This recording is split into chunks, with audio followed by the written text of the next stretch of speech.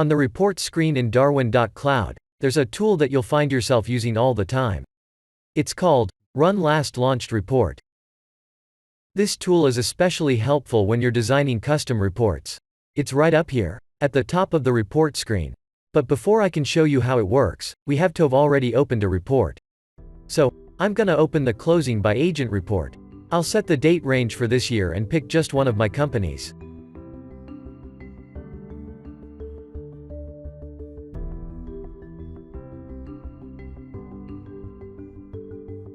But then, I'm gonna scroll down and remove a bunch of the default fields, so they don't show on the report. I'm gonna keep removing fields, because what I'm trying to do is make a simple, custom report, with just a few key fields. This is gonna be the report I use for my weekly managers meeting. And I wanna get it just right.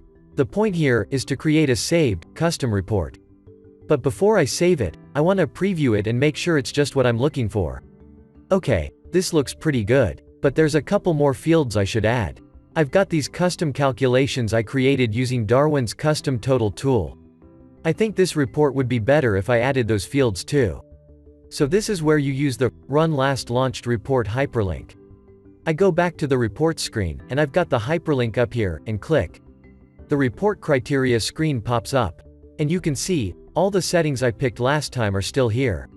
The date filter, company filter, and if I scroll down, all the fields I unchecked are still unchecked.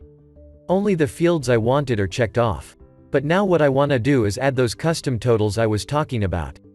So I scroll down to the custom total area. And I check off the 2 custom totals I want to add to the report.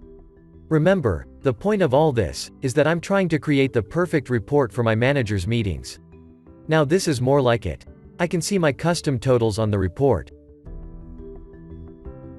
Scroll through some pages.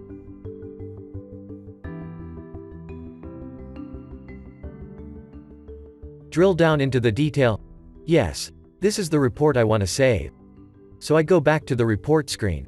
Click the hyperlink again. The report criteria opens, with all my preferences still selected, from last time. Down here, in the bottom right corner of the screen, I type a name for my new custom report, and click the little save button to the right of what I just typed.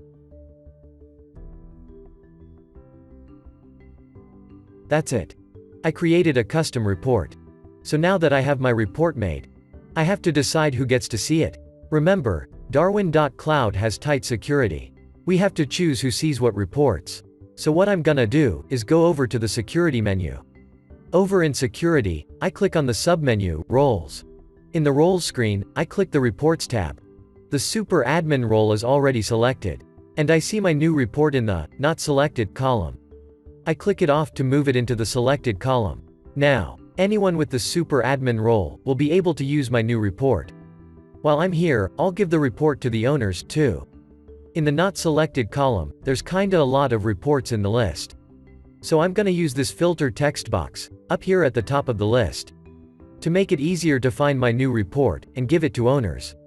That should be it. I'm gonna go back to Reports. And I'm gonna go to the Custom Report section. And sure enough, there's my new report, just to test. I'll click on the report.